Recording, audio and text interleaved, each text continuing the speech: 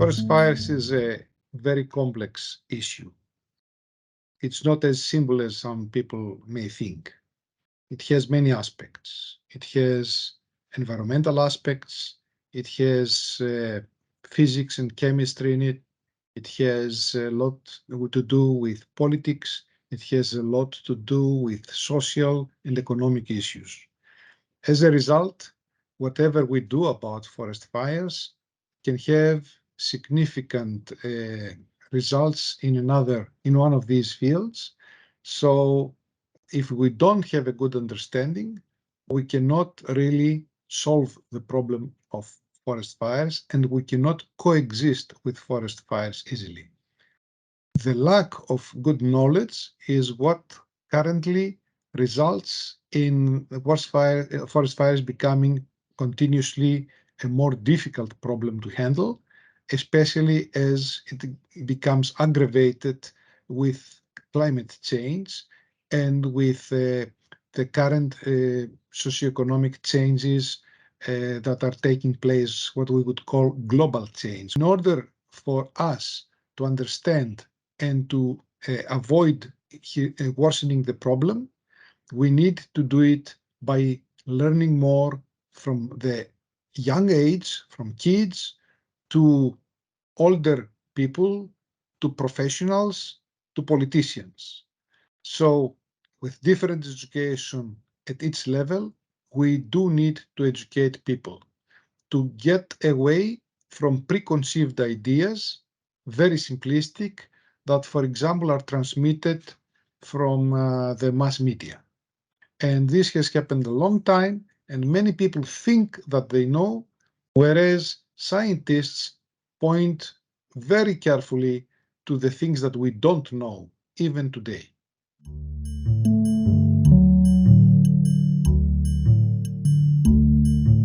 It is one of the things that have become quite clear with all the information we have started compiling in the last few years, and we are realizing that we're not going to solve the problem once and for good. However many resources we compile, however many firefighters we pay, the result will be that we are just building more and more fuel, because the success of fire suppression one year and the other only acts to compile more fuel, and at the end there will be explosive conditions that in a difficult fire year they will become mega fires, fires that you cannot stop until the conditions change. So that means that we have to create resilient landscapes to try and make it so that the damages are smaller in case of fire, by making use of good forest management, of good agricultural land management, of good agroforestry practices, and of having people educated in order to prepare their homes for the case of a fire. It has to be done by the people understanding the problem and the importance of their cooperation into this, so that they will be safe, so that they will not be damaged, so that their, let's say, village or their town remains unharmed in case of a fire, and it can come back becoming quite stable in a short time after the fires.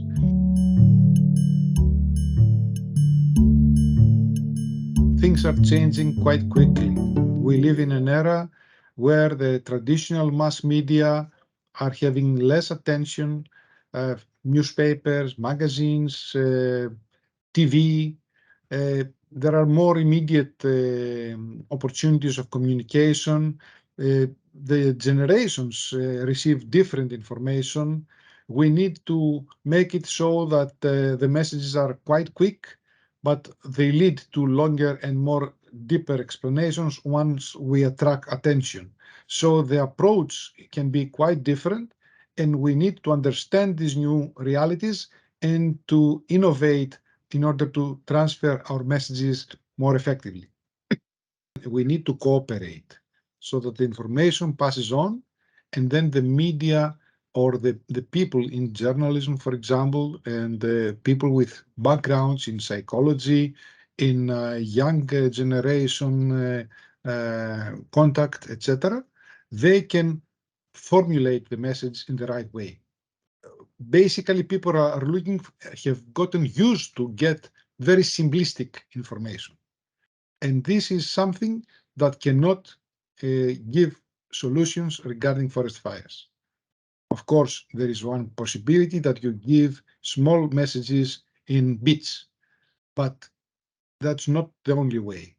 And that's up to the experts to innovate in order to find the right balance of attention, information, depth of information, extent in time, and opportunities to come across the attention level of the young people, for example.